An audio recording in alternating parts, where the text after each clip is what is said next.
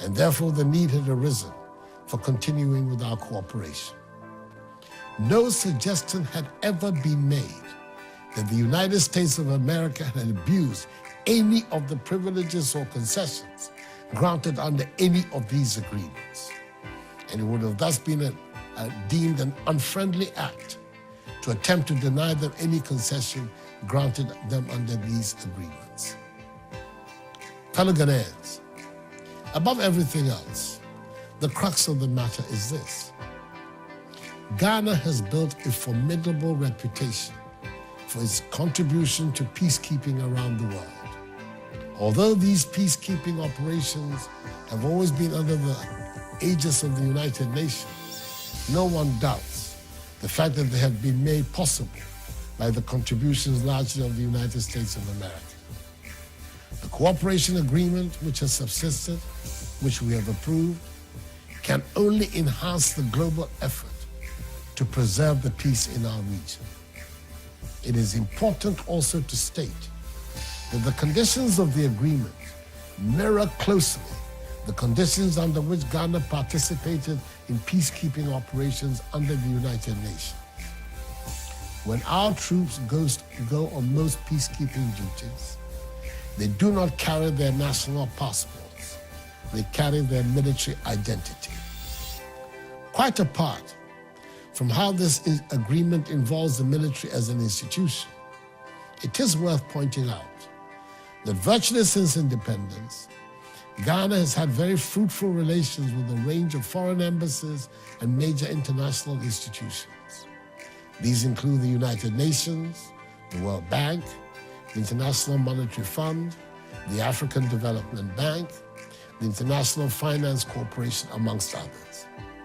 All these agencies enjoy similar conditions as those which the cooperation agreement offers to the U.S. military here.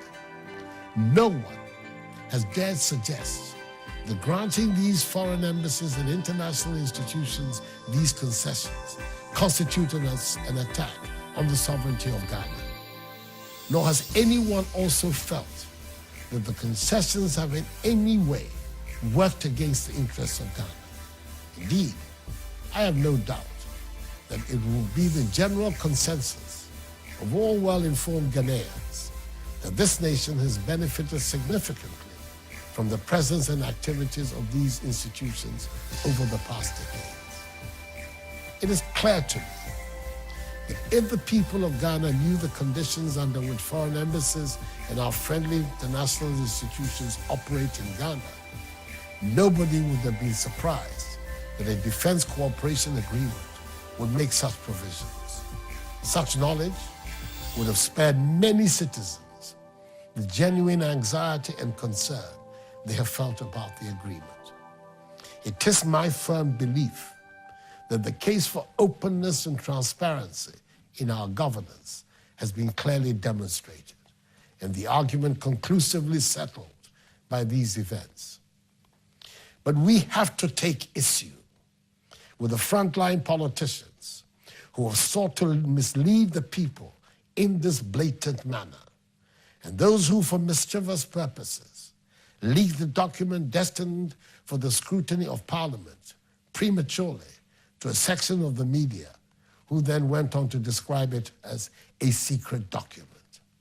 How could a document intended for the consideration of Parliament be described as a secret document? How could anyone who has been in government and run the administration of this nation feign ignorance of the conditions under which Ghanaian troops undertake peacekeeping operations, or the conditions under which our country has collaborated with major international institutions? It is difficult to understand that such people, knowing what they do know, would go about so blatantly to confuse people and go so far as calling for the overthrow of our democracy. A democracy that has become the beacon of good governance in Africa, a democracy that has survived for a quarter of a century and encompassed even the most irresponsible episodes of ill governance in a state of unity and stability, a democracy that has provided the framework for systematic developments in our social and economic welfare and assured us of the longest uninterrupted period of stable constitutional governance in our history? Surely, this is the kind of cynical manipulation by reckless self-seekers, which in the fullness of time, the people of Ghana will acknowledge and condemn.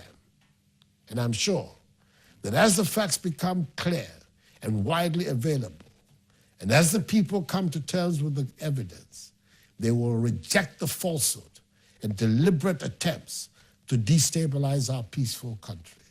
Truth is sacrosanct. So let me state with the clearest affirmation that Ghana has not offered a military base and will not offer a military base to the United States of America. Indeed, the United States of America has not made any request for such consideration. And consistent with our established foreign policy, we will not consider any such request. However, in consideration of the realities of our circumstances and the challenges to peace in our region in our time, we have deemed it prudent to continue the cooperation agreement with the United States of America. It is our firm belief that the agreement will help enhance our defense capability and offer an important layer of support in our common effort to protect the peace in our region. Fellow Ghanaians, let me conclude by saying how outraged I am by the defamatory comments from my political opponents, some of whose patriotism can be so easily questioned, that the sovereignty of this country has been sold by my government and myself.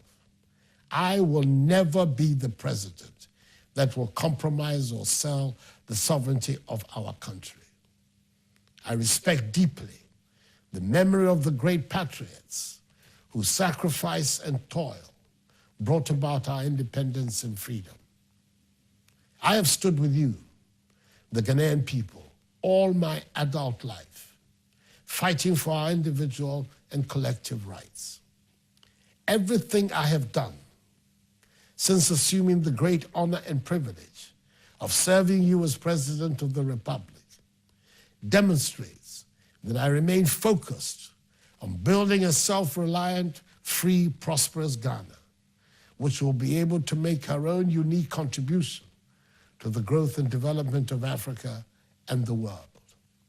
Let us concentrate and spend our energies on working together to achieve that goal of a happy and prosperous Ghana, and reject the hypocrisy of the naysayers who led our country into bankruptcy and the worst economic record of modern Ghanaian history.